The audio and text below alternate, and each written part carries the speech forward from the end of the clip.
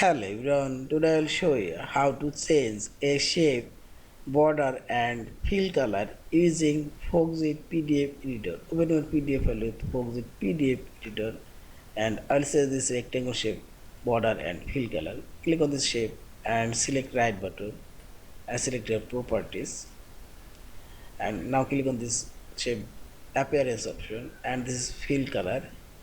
I'll change it. See this fill color now change, and this border color also change this one,